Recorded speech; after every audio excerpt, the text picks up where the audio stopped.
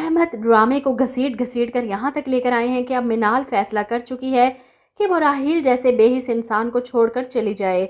बहुत अच्छा लगा मुझे, इसने कम से कम अपने बारे में तो सोचा।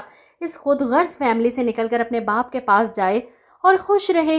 राहील को एहसास होगा कि इसने क्या खोया है। फिलहाल तो मिनाल के जाने के बाद अनाया फिक्रमंदी का झूठा इजहार करती है राहील के सामने, जिस पर राहील कहता है वो खुद गई है अपनी मर्जी से, दिल करेगा तो वापस आ जाएगी, मैं उसे लेने नहीं जाऊंगा। राहील उठकर चला जाता है, लेकिन अनाया बहुत खुश है। देखा मॉम, मिनाल ने यह सब कुछ जानबूझकर किया है ताकि वो चाचू और बारी के सामने हमें बुरा बना सके। मिनाल के जाने पर अनाया बहुत खुश है। बहुत अच्छा किया मिनाल, जो खुद ही राहील की ज़िंदगी से चली गई। एक दिन आएगा मैं तुम्हें राहील की ज़िंदगी से हमेशा हमेशा के लिए निकाल दूंगी, जैसे तुमने बारी को मेरी ज़िंदगी से निकाला है।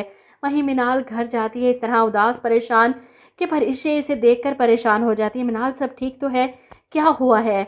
मिनाल परीशे के गले लगकर रोएगी, लेकिन बारी और अपने डैड को परेशान नहीं कर सकती। वो बहाना बनाती है कि मैं कुछ दिन के लिए रहने आई हूँ, लेकिन परीशे इसकी सिचुएशन समझ रही है। वो इसका बहुत ज़्यादा ख्याल रखती है। वैसे भी मिनाल की बर्थडे है और इसी दिन बारी की मॉम की भी बरसी थी। शयान अंकल को मोबाइल पर अपनी बीवी की तस्वीर देखकर रोते हुए देख परीशे परेशान होती है। इन्हें तसल्ली देती है कि अंकल आपको अपने बच्चों के लिए इस गम को भुलाना होगा।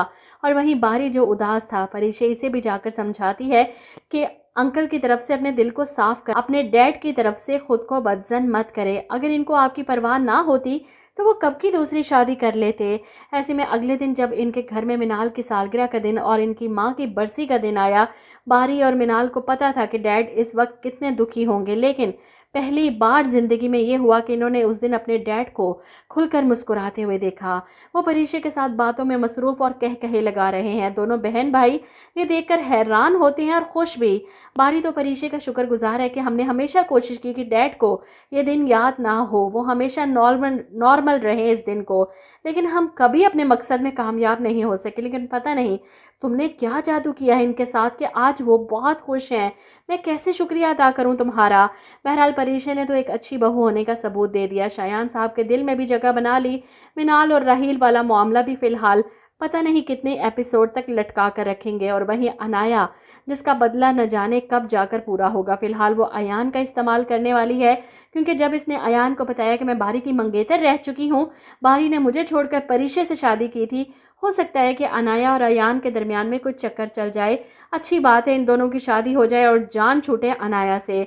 वहीं अलीज़े जो मेन इस ड्रामे की हीरोइन बन चुकी है इस वक्त, ज़ुहैब और अलीज़े, जिनकी स्टोरी को बहुत कम दिखाया जाता है लेकिन अच्छे लग रहे हैं दोनों। जैसा कि आपने देखा कि ज़ुहैब को इनकार करने के बाद जब परीशे अलीज़े को समझाती है तो वो मान जाती है। ठीक है, मैं आपके कहने पर इलाज करवाने को तैयार हूँ, लेकिन मुझे कोई उम्मीद नहीं अपने ठीक होने की। इसकी नाउमीदी पर ज़ुहैब को बुरा तो लगता है, लेकिन वो अब अलीज़े की कोई बात नहीं सुनने वाला। ये दोनों मुल्क से बाहर जाने के लिए तैयार हैं और ऐसे में रमशा आ जाती है, तुम लोग कहीं जा रहे हो? इस पर ज़ुहैब बताता है कि हाँ, अलीज़े के इलाज के सिलसिले में कुछ अरसे के लिए हम दोनों बाहर जा रहे हैं।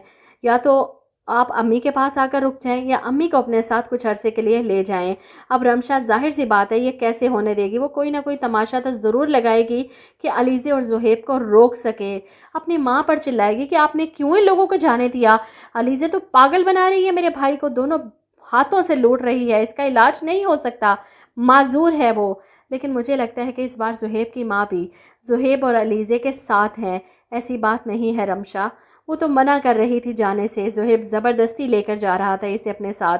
बहरहाल जो भी है, एट दी एंड सबको पता है कि अलीज़े अपने पाँव पर खड़ी होगी तो ही ये ड्रामा ख़त्म होगा, वरना तो 70 एक साथ होने वाली है ड्रामे की।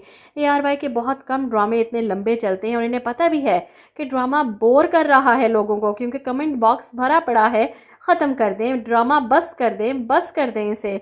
लेकिन नहीं, पता है इंडियन ड्रामास इतने इतने सालों तक चलते हैं, हज़ारों एपिसोड्स होती हैं और लोग बोर नहीं होते, क्योंकि हर सीन में वो एक नया ट्विस्ट लेकर आते हैं। हर 2-4 एपिसोड्स के बाद वो किसी को ज़िंदा कर देते हैं या किसी को मार देते हैं, या कोई ऐसा सस्पेंस क्रिएट कर देते हैं, या अमीर को गरीब कर देते हैं या गरीब को अमीर कर देते हैं। इसलिए लोग देखते जाते हैं और बोर नहीं होते। लेकिन यहाँ पर इनके डेली सोप्स की नकल उतारने के चक्करों में हमने अपने ड्रामों का सत्यानाश कर दिया है। आप लोग क्या कहते हैं इस बारे में, कमेंट करके ज़रूर बताइएगा।